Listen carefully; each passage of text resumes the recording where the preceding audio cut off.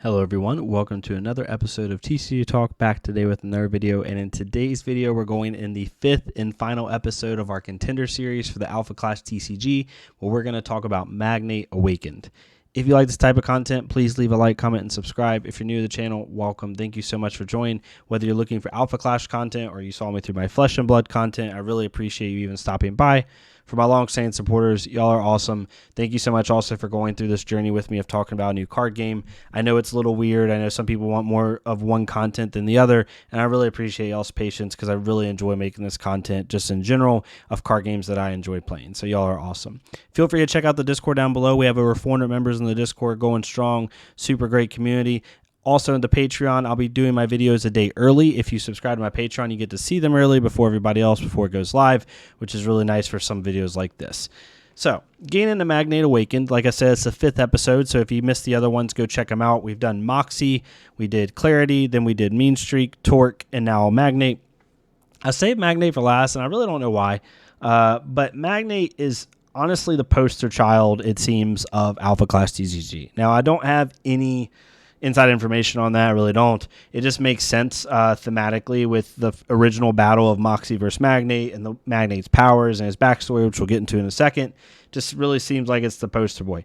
Now, when it comes to Magnate's powers, Magnate is about a mid-range aggressive deck. Nothing fancy. He's just going to lay down big freaking clash cards and swing at you. It's like the most superhero thing ever. Like, I don't have any tricks up my sleeve. I'm just going to come right at you and beat you. And you can see that with his first ability. It just says clash cards you control get +0, +1. So alpha clash cards. So if he has alpha clash cards in his deck, they get an extra defense from the very beginning. That's really important in his early game because with Magnate, he's really relying on his clash zone. He's not as reliant on like traps or accessories or combat tricks. He's really just relying on laying down threats that are hard to deal with because of that extra defense, along with some buffs that he can give his cards. So, for example, there's several 1-drops in the game that are 2/1 or 1/1 that Magnate has access to in the alpha section.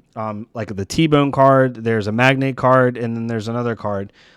He gives all of them +1 defense. So his 1/1 drop is a 1/2 now, which makes it even harder because since health resets every clash, if it's not defeated, it makes it really hard to deal with those threats. There's a 2/1 T-Bone that's a 1-drop that comes in for 2/2 because of the buff.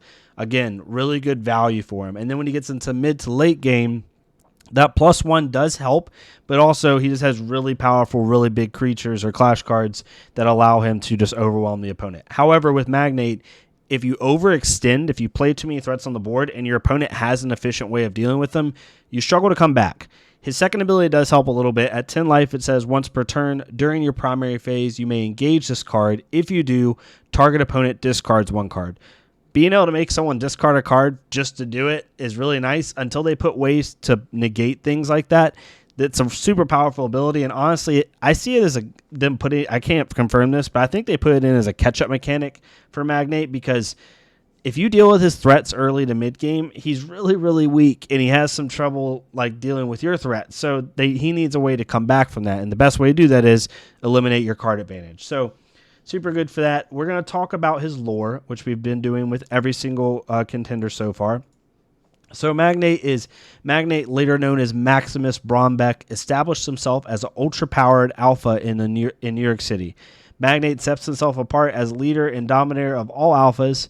Magnate controls nuclear energy and releases superheated radiation. He also throws gamma spears, energy forged into a spear of Magnate's will and hurled at his enemies. Magnate is supernaturally durable and can fly. So as you can see, from a superhero perspective, he checks all the boxes. He's in the original like clash between Moxie. He's in the starter kit.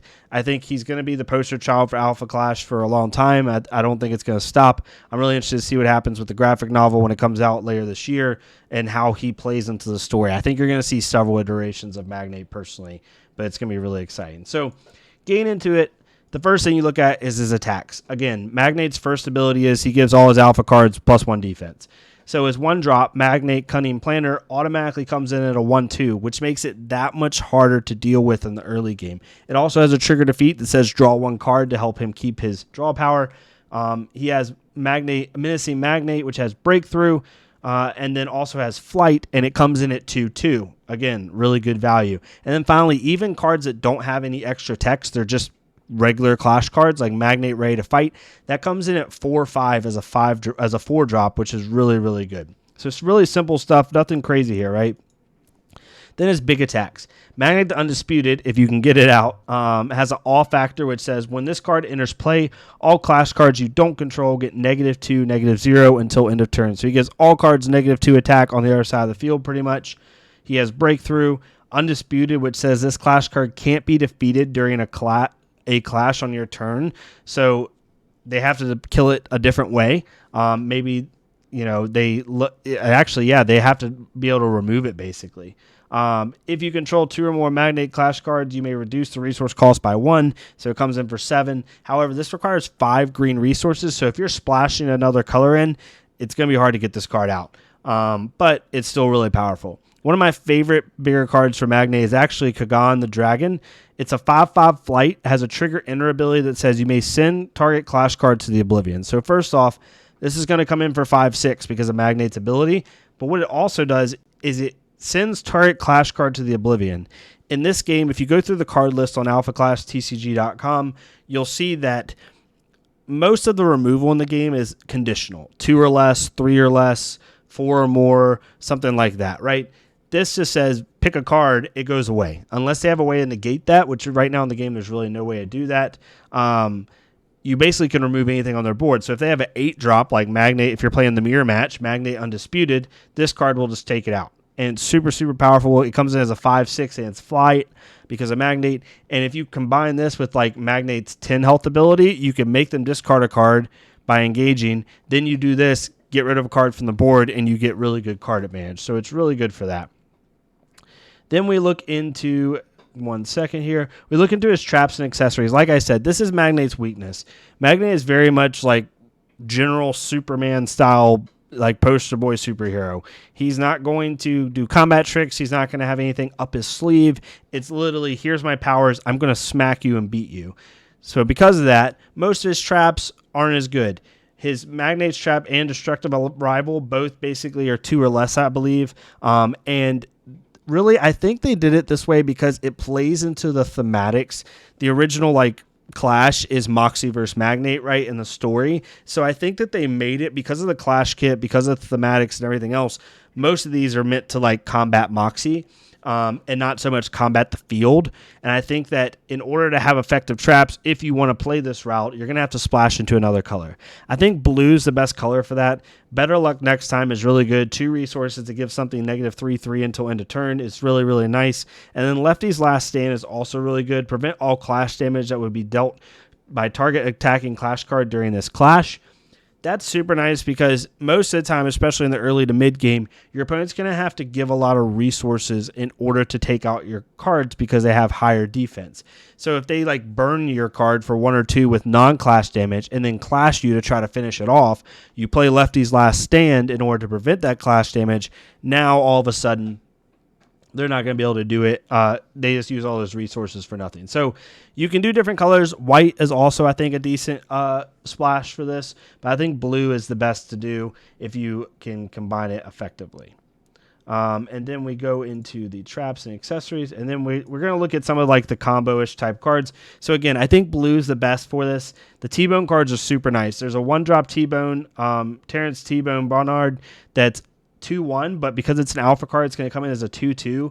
A 1-drop 2/2 is awesome value. The fact that you have a T-Bone here and a Sonoro that both will come in at 2/2 for 1 resource is just unbelievable value in the early game, and it really puts a pressure on your opponent. You also then have T-Bone Powers Unlocked, which is just going to be a 5/5 4-drop. Again, with Magnate, you're not looking for that extra text on the card. You're looking to play big cards that are hard to deal with.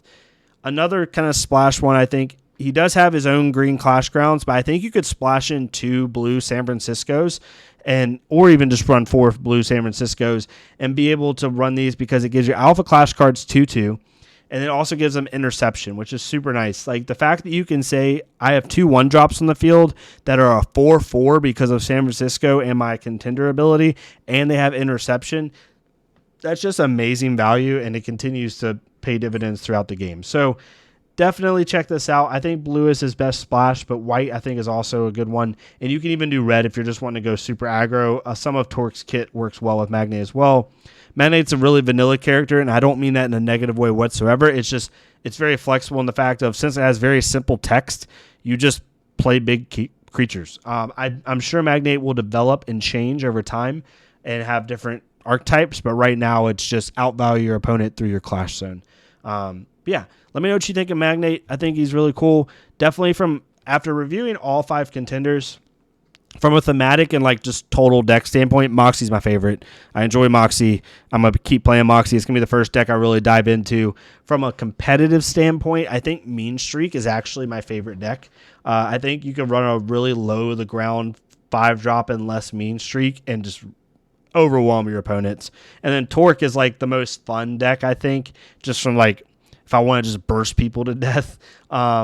I will give Clarity and Magnate a try. I think Clarity is probably going to be the most competitively viable deck for high tier players, but we'll have to see. But yeah, if you enjoy this type of content, please leave a like, comment, subscribe. If you didn't, let me know how I can do better. Hopefully you're enjoying the Alpha Clash content as well as the Flesh and Blood content. Be on the lookout for more content in the future. I have probably 10 Alpha Clash videos just in the chute ready to go, and I also have some Flesh and Blood videos once the new set comes out, doing set reviews, new deck techs, new hero reviews, things of that nature. So hopefully you enjoyed this. If you did, let me know, and I'll see y'all next time on TCG Talk. Thank y'all so much.